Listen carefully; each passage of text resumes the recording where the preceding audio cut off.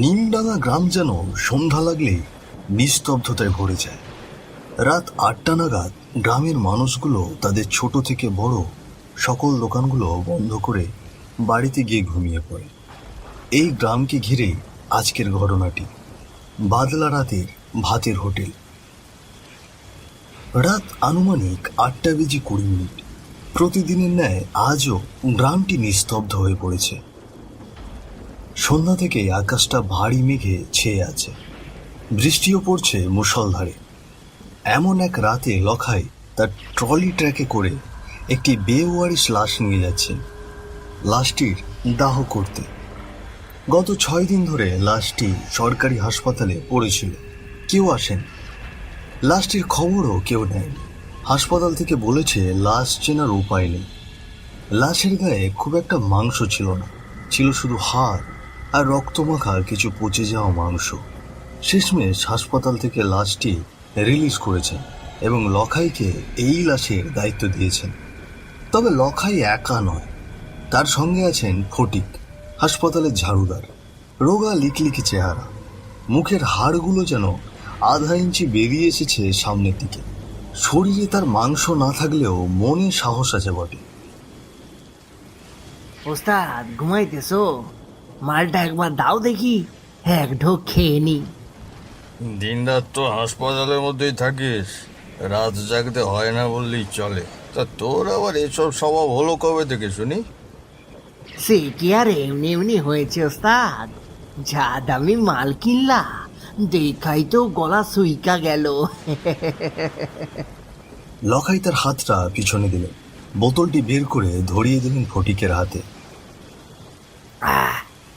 ওস্তাদ, তোমার একটা প্রশ্ন করুম ভাবতেছি, কিন্তু আজও করা হয়নি।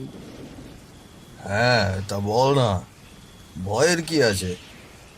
না, ভয় না, কিন্তু তেমন কিছু না। জানতে চাইছিলাম, দুনিয়াতে এত কাজ থাকতে তুমি গাড়ি চালানোর কাজটাই কেন বাইছা নিলে? রাস্তাঘাটের ব্যাপার কখন যে কি হয়, অনেক রিস্ক আছে তো। সে তো আর শখে শখে করি না, ছোটবেলাতেও বাবা মাকে হারিয়েছি। এই দুনিয়াতে তো আপন বলে কেউ ছিল না। দুবেলা দুমুঠো খাবারের আশায় বহু জায়গাতেই কাজ করেছি, কিন্তু সকাল থেকে রাত অবধি কাজ করেও পেটের ক্ষুধা মেটাতে পারতাম না। মানুষ কাজ করিয়ে নিত কিন্তু টাকা দিত না। খাইতেও মহাজন মারতো, ঘুমাইলেও মহাজন মারতো। শেষমেশ আমার কষ্ট দেখে মণ্ডল মশাইয়ের ট্রাকটি চালাতে দিল আমাকে। সেই থেকে আজ অবধি চালিয়ে যাচ্ছি। এখন এটিই আমার ঘর, এটিই আমার সংসার। বিয়ে শাদি একটা করে নাও ওস্তাদ, এভাবে আর কতদিন একা একা বলো? গরিবের আবার বিয়ে শাদি? একা আছি, ভালোই আছি। দিনরাত ট্রাক চালাই, ঘুম আসলে ট্রাকে ঘুমিয়ে পড়ি। সামনে যে হোটেল পড়ে সেখানেই বসে খেয়ে নি। আরে হোটেলের কথা মনে পড়তেই বেশ ক্ষুধা লাগছে রে। রাস্তার দিকে নজর রাখিস তো, কোনো মুদি দোকান বা হোটেল পড়লে নেমে খেয়ে নেব। হ্যাঁ, ঠিক আছে ওস্তাদ।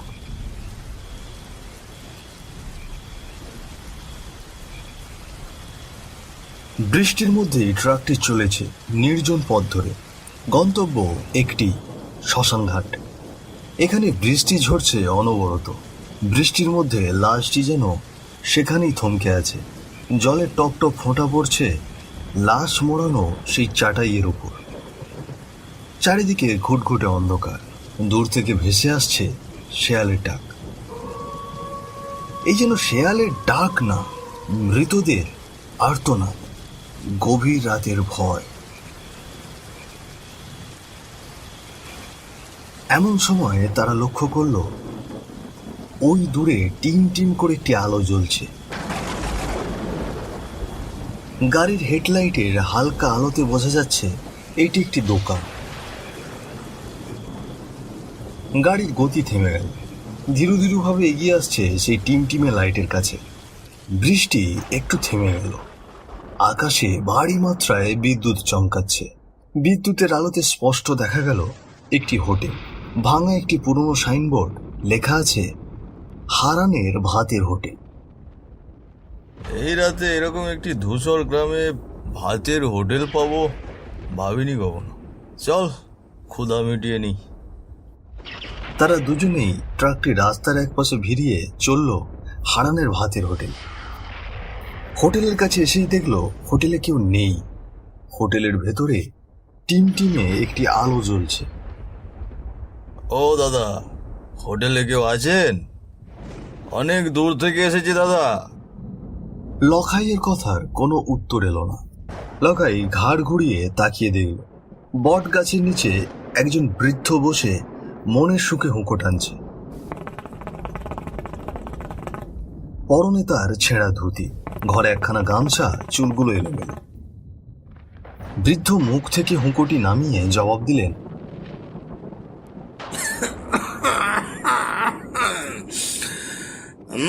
তা কোত্থেকে আসা হলো এত রাতে শুনি? এই গ্রামে তো এত রাতে কেউ প্রবেশ করে না। খাবার কিছু হবে? হাসপাতাল থেকে এসেছি, একটি বেওয়ারিশ লাশ আছে, দাহ করতে হবে। বেওয়ারিশ লাশ? কেন, লাশের কি কেউ নেই? লাশের তো স্ত্রী, মেয়ে, সংসার সবকিছুই থাকতে পারে। তা তোমাকে এত কিছু জানতে হবে না করো, যদি পারো তো কিছু খেতে দাও তো, ভীষণ ক্ষুধা লাগছে। হোটেলে কোনো খাবার নেই, যা ছিল 8টার আগেই সব শেষ। এই অবেলায় এলে কি খাবার পাওয়া যাবে? খাবার নেই তো হোটেল খুলে বসে আছো কেন? বাড়িতে গিয়ে তোমার কিডনির সাথে শুয়ে পড়ো। তা বাপু, হোটেল কেন খোলা রেখেছি তা তোমাদের এত কিছু জানতে হবে না। যেখানে যাচ্ছিলে সেখানে যাও, বেশি রাত হলে মুন্ডু হারাবে। তো করো, ভাত তো দিলে না, একখানা উপকার করো দেখি। এই শ্মশানের রাস্তাটা কোন দিকে একটু বলো দেখি। আমার বাড়ি বাপু শ্মশানের পাশেই, যদি চাও তো আমি পথটা দেখিয়ে দিতে পারি। হোটেল বন্ধ করার সময় এসেছে, পথ দূরের জন্য অপেক্ষা করছিলাম, কেউ হয়তো এ পথ দিয়ে যাবে তাই। তা বেশ বেশ, এ আমাদের অনেক উপকার হবে। তো ফটিক, তুই ট্রাকের পিছনে গিয়ে বস, আর খুঁড়ো তুমি চলো আমাদের সঙ্গে। তারা চলল শ্মশানের উদ্দেশ্যে। আকাশে বিদ্যুৎ চমকাচ্ছে অনবরত। এই বুঝি আবারও বৃষ্টি নামবে ভাব। কিছুক্ষণের নীরবতা ভেঙে লখাই বলে উঠল, এই যে খুঁড়ো, বয়স তো মনে হয় কম হয়নি, এই বয়সে হোটেল চালাচ্ছ, বাড়িতে কি কেউ নেই নাকি? না, কেউ নেই। কেউ নেই মানে ছেলে, সন্তান, স্ত্রী কেউ নেই? ছিল একটি মেয়ে, যেমন ছিল রূপে তেমনই ছিল গুণে। সারাদিন পথের দিকে চেয়ে মুখ তুলে বসে থাকতো মা মরা মেয়েটি আমার। ছোটবেলায় মাকে হারিয়েছিল, কোলে পিঠে মানুষ করেছে পিসি। কিন্তু মেয়েটা আমার খুব বুদ্ধিমতী ছিল রে।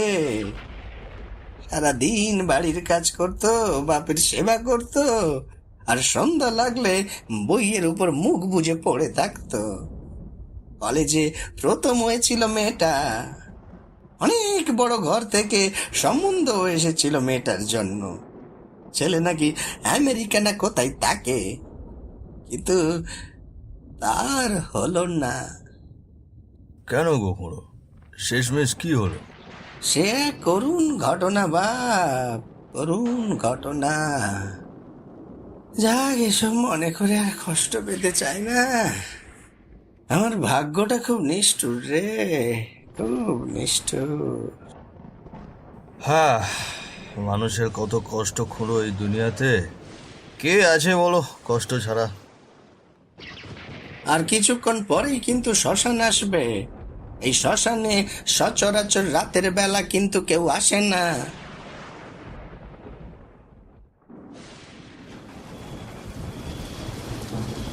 আকাশ থেকে আবারও বৃষ্টি নামল। এই বৃষ্টি যেন সাধারণ বৃষ্টি নয়, মুষলধারে বৃষ্টি নেমেছে। চারিদিকে পাশের বেগ তীব্র, শোঁ শোঁ শব্দ করে ছুটে চলেছে এক প্রান্ত থেকে অন্য প্রান্তে।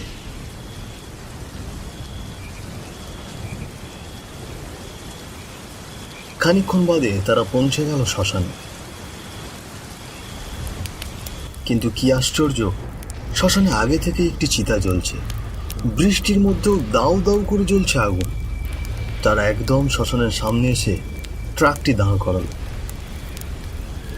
সে কি করো, এই বৃষ্টির মাঝে শ্মশানে আগুন জ্বলছে কিভাবে? এ তো কিছুতেই সম্ভব না। চিতাটি যে এই লাশটির জন্যই অপেক্ষা করছে রে, এই লাশটির জন্যই।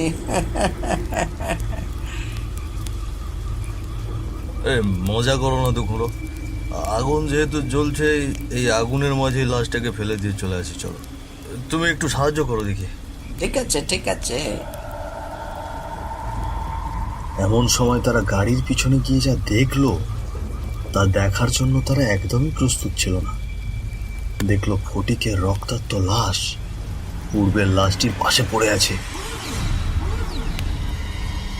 ঘাটটা মটকানো দেখে মনে হচ্ছে কেউ চোখ দুটো উপড়ে নিয়েছে, জিভটা সামনে বেরিয়ে এসেছে।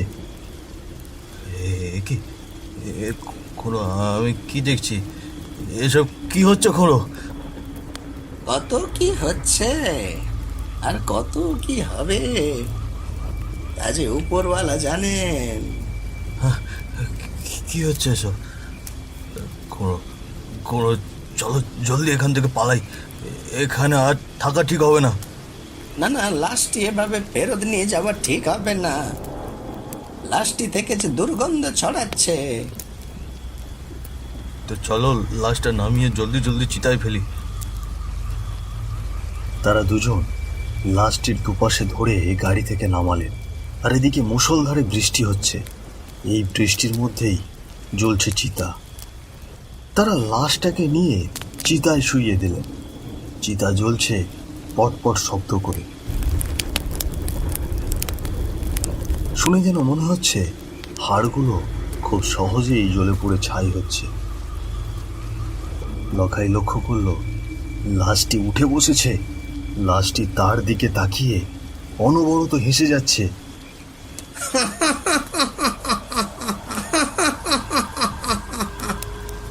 লখাইয়ের ভেতরটা ভয়ে ভয়ে কাঁপতে শুরু করলো।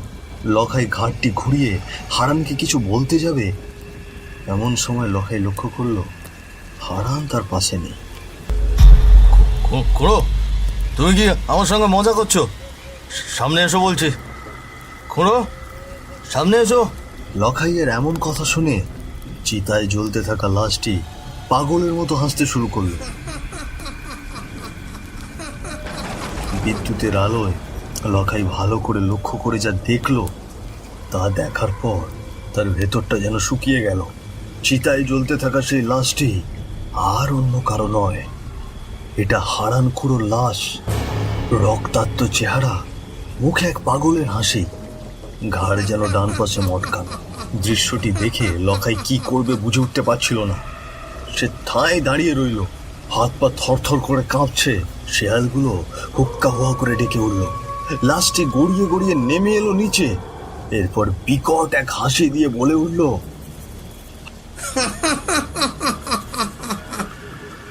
মনে নেই ছদিন আগের ঘটনা?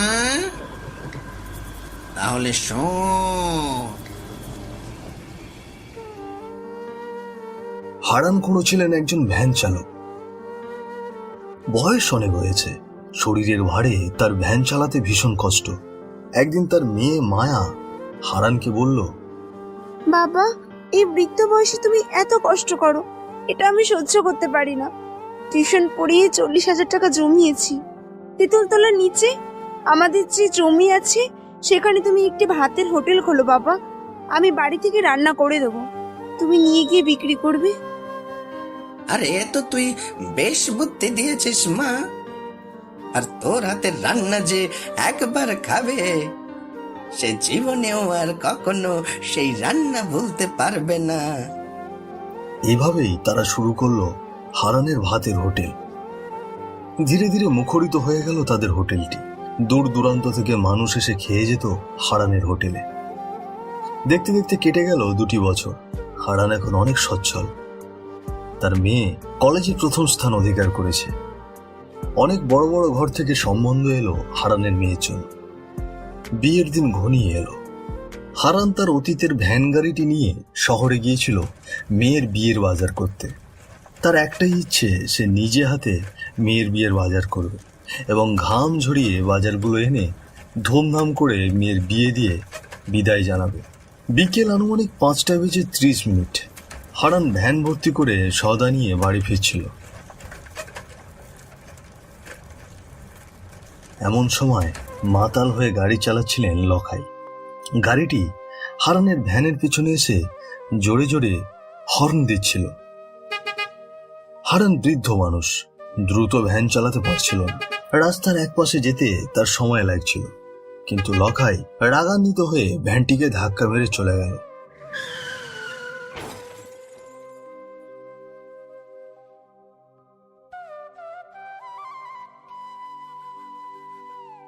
একটু যাওয়ার পরে লখাই বলল, এ কাজটা আমি ঠিক করলাম না। একজন বৃদ্ধ মানুষ ছিল, আমি এইটুকু সময় ধৈর্য ধরতে পারলাম না। গিয়ে দেখি লোকটা বেঁচে আছে কিনা। বেঁচে থাকলে হাসপাতালে গিয়ে ভর্তি করবো। লখাই হারানের কাছে গিয়ে দেখল হারানের মাথা দিয়ে অনবরত রক্ত ঝরছে। জিভটা বাইরে বেরিয়ে এসেছে, ঘাড়টা যেন টান পাশে বেঁকে গেছে। লখাইয়ের বুঝতে বাকি রইল না লোকটি মারা গেছে।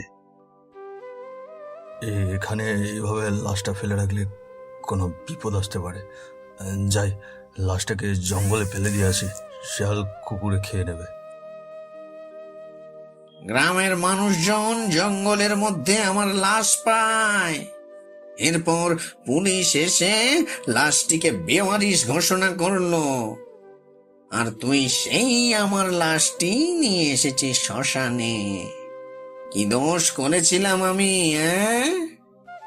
সুখে শান্তিতেই তো দিন পার করছিলাম। উপরওয়ালা কি কারোর সুখ দেখতে পারে না? যাচ্ছি, আমি তার কাছে যাচ্ছি এ কথার জবাব নিতে, কিন্তু তার আগে আমি তোকে শেষ করে যাব। কথাগুলো শুনে লখাইয়ের চোখ দিয়ে অনবরত জল ঝরছিল। সামান্য রাগের জন্য কত মানুষের জীবন নষ্ট হয়ে যায়। লখাই শুধু একটি কথাই বলল, আমাকে ক্ষমা করে দিও খুড়ো। কথাটি বলেই লখাই জ্বলন্ত চিতার উপর ঝাঁপিয়ে পড়ল নিজে নিজেই। আমাকে ক্ষমা করে দিও খুড়ো। আমার পাপের কোনো ক্ষমা নেই। আমার পাপের কোনো ক্ষমা নেই, কোনো ক্ষমা নেই। আমার পাপের কোনো ক্ষমা নেই, কোনো ক্ষমা নেই। মানুষের একটিমাত্র ভুল হতে পারে সারা জীবনের কান্না। তাই সর্বদা রাস্তায় মাথা ঠান্ডা রাখতে হয়, ধীর গতিতে গাড়ি চালাতে হয়। কোনোদিন না ফেরার চাইতে দেরিতে বাড়ি ফেরা ধীর ভালো। প্রিয় দর্শক বৃন্দ, আমাদের এই ভিডিওটি ভালো লাগলে লাইক, শেয়ার এবং কমেন্ট করবেন, এবং আরও নিত্য নতুন ভিডিও পেতে আমাদের চ্যানেলটি সাবস্ক্রাইব করতে একদমই ভুলবেন না।